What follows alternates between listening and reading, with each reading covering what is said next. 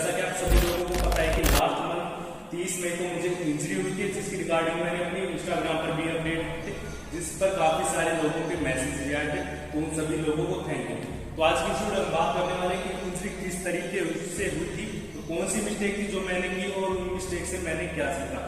तो ये जो इंजरी हुई थी वो इंक्लाइन बेंच प्रेस में हुई थी और वो किस तरीके से हुई थी। तो जब भी मैं बेंच प्रेस करता हूँ तो मैं 1-2 रेपिटेशन एक्स्ट्रा पुश करने की कोशिश करता हूँ, क्योंकि मुझे पता है कि अगर मैं वेट को पुश नहीं कर पाया तो मैं वेट को नीचे स्लाइड करके ले आता हूँ, जिससे मैं इंजरी होने से खुद को बचा पाता हूँ। तो जब मैं ये इंक्लाइन बेंच प्रेस कर रहा था तो मैं ऑलरेडी 12-12 रेपिटेशन के 2 सेट कर चुका था फेलियर तक। तो जब मैं तीसरा सेट कर रहा था तो आसपास कुछ लोग खड़े थे, तो मुझे पता था कि मैं पुश करूंगा, अगर नहीं कर पाया तो कोई पुश हेल्प करा देगा या फिर मैं वेट को नीचे स्लाइड कर दूंगा। तो जब मैं तीसरा सेट कर रहा था तो मैं 9 रेपिटेशन ऑलरेडी कर चुका था सेल्फ, और वहां पर मैं फेलियर टच कर चुका था। तो मैं सोच रहा था क्यों ना एक और एक्स्ट्रा रेपिटेशन पुश किया जाए। तो 9th रेपिटेशन के बाद आसपास कुछ लोग खड़े थे, तो मैंने जरा सी आवाज में कहा हेल्प, कि अगर रेपिटेशन पुश नहीं हो पाता है तो कोई हेल्प कर देगा, अगर हो जाएगा तो अच्छी बात है, अगर नहीं हो पाता तो मैं वेट को नीचे स्लाइड कर दूंगा। तो जैसे ही मैं वेट 10वां रेपिटेशन के लिए पुश करता हूँ खुद को, तो मैं 2 सेकंड तक तो पुश करता हूँ, लेकिन जब तक पुश नहीं हो पाता तो मैं वेट को नीचे स्लाइड करने लगता हूँ। तो जैसे ही मैं वेट को हाफ स्लाइड कर देता हूँ नीचे, तो पीछे से कोई पकड़ता है तो अच्छी बात है, कोई हेल्प करा रहा है। लेकिन जिसने हेल्प कराई वो वेट को पकड़ता है एक साइड से, तो जिससे बारबेल हो जाती है, बारबेल की डायरेक्शन हो जाती है इस तरीके से। तो ये तो ठीक है, क्योंकि ये ऑलरेडी प्रोनेटेड एक रिस्ट्रिक्शन पोजीशन में, तो एक न्यूट्रल ग्रिप की तरफ जा रही है, तो इट्स ओके। लेकिन जो ये वाली ग्रिप है ऑलरेडी रिस्ट्रिक्शन ग्रिप में, और इसका और ज्यादा बैंड होने से रिस्ट में इंजरी हो गई। उसने 2 सेकंड तक होल्ड किया और मेरे बोलने के बाद करीब 2-3 सेकंड के बाद वेट को छोड़ा और मैं वेट को नीचे लेके आया, और जब तक इंजरी हो चुकी थी। तो ये था कुछ इंजरी हुई कैसे।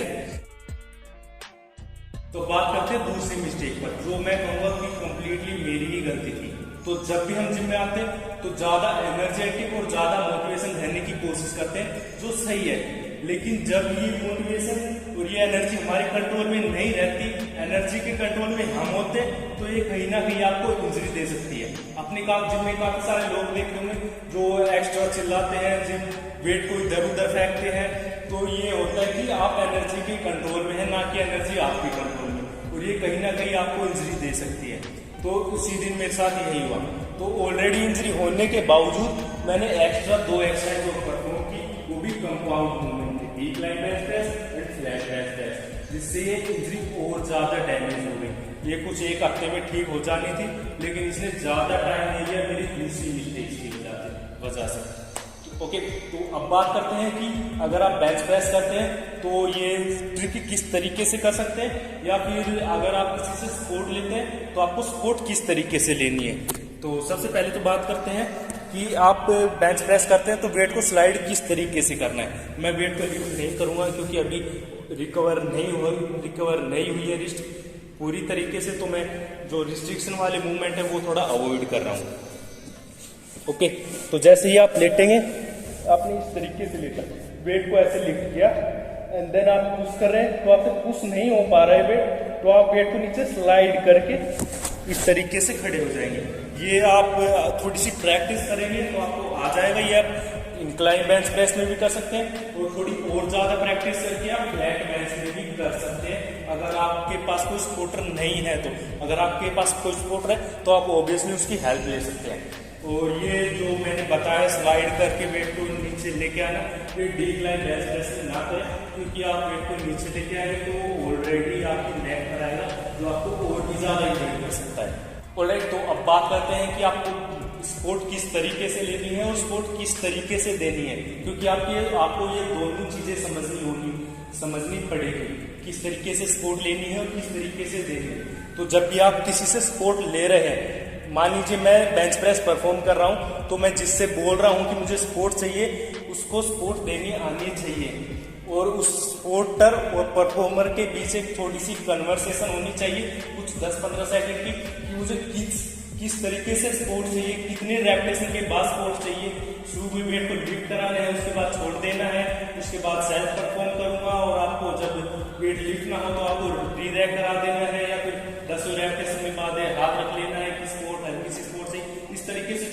कन्वर्सेशन होनी चाहिए, ताकि स्पोर्टर को आइडिया लग जाए कि आपको किस तरीके से स्पोर्ट देनी है। और अच्छा होगा कि आप उसी से स्पोर्ट ले जो आपका एक रेगुलर जिम पार्टनर है, क्योंकि उसको पता होगा कि स्पोर्ट किस तरीके से देनी है, किस रेपिटेशन के बाद देनी है। अगर आप किसी अननोन पर्सन से लेते हैं तो हो सकता है कि वो आपको वो पहले स्पोर्ट दे दे, वो आप सेल्फ परफॉर्म करने वाले थे और आपको पहले स्पोर्ट दे दे या फिर थोड़ा लेट स्पोर्ट दे। तो इन बातों का ध्यान रख सकते हैं। और अब बात करते हैं कि स्पोर्टर को किस तरीके से स्पोर्ट देनी चाहिए, किन किन बातों का ध्यान रखना चाहिए। तो सबसे पहले तो स्पोर्टर को किस तरीके से स्पोर्ट देनी चाहिए वो मैं समझाऊंगा बेंच प्रेस की। तो जब भी आप स्पोर्ट देते हैं तो आपको दोनों तरफ से बराबर पकड़ रहे हैं, ना कि एक तरफ से या फिर कहीं से एक साइड से। तो आपको ध्यान रखना कि आप दोनों तरफ से एक कंफर्टेबल ग्रिप में पकड़े। तो आपको एक जो बोलते हैं अपोजिट ग्रिप का यूज करना है, उस तरीके से वेट को री-रैक कराना है। अगर परफॉर्मर की डिमांड है कि री-रैक करवाना है तो आप करवा सकते हैं एक कंफर्टेबल पोजीशन में। आपको ध्यान रखने की एक साइड से ना पकड़े, दोनों साइड में बराबर वेट से पकड़े, ताकि वेट जो परफॉर्मर है उसका बैलेंस खराब ना हो। तो वेट को री-रैक करा देना और उसके बाद छोड़ देना, और उसके बाद परफॉर्मर को बेंच प्रेस परफॉर्म करने देना है। और आपको ऐसे झुकना नहीं है, आपको पीछे रहना है। और आपको ध्यान रखना है कि कहाँ पर परफॉर्मर को सपोर्ट चाहिए।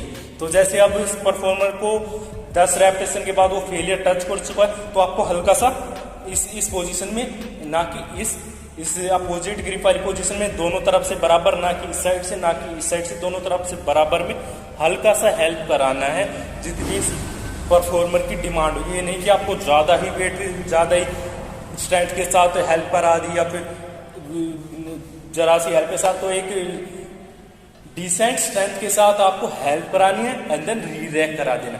अगर परफॉर्मर की डिमांड है कि स्पोर्ट के साथ 2 एक्स्ट्रा रेपिटेशन पुश कराने तो आप वो भी करा सकते हैं। आपको वेट को ग्रिप करना है एंड देन उसके साथ ओके रिलिफ्ट करा के छोड़ देना है एंड देन फिर उस यहाँ से ग्रिप करना है, पुश कराना है, छोड़ देना है, पुश कराना है, छोड़ देना है, पुश कराना है, छोड़ देना है। लेकिन एक थोड़ा सा डिसेंट वे में कराना है, ताकि जो परफॉर्मर है उसको थोड़ा सा फोकस खराब ना हो कि आप उसके ऊपर ज्यादा झुक रहे हैं या फिर वेट को बैलेंस नहीं करा पा रहे। इन बातों का सभी का ध्यान रखना है। और एक और मेजर मिस्टेक जो परफॉर्मर करते हैं काफी जिम में, जो अगर आप एक्सरसाइज करके आ रहे हैं, आप सपोर्ट दे रहे हैं किसी को, तो अपनी स्वेटिंग साफ कर लें। क्योंकि अगर आप इस तरीके से किसी के ऊपर है तो आपका स्वेटिंग जो पसीना है वो किसी के ऊपर गिरता है तो वो थोड़ा सा अजीब होता है, काफी अजीब होता है। तो उस बात का भी ध्यान रखें। आपके जो परफॉर्म कर रहे हैं उसकी बेंच प्रेस भी खराब हो सकती है और थोड़ा ध्यान भी बिगड़ सकता है, तो इस बात का जरूर ध्यान रखें। ऑलराइट, तो अब इस वीडियो को एंड करते हैं। आई होप ये वीडियो आपको पसंद आई होगी।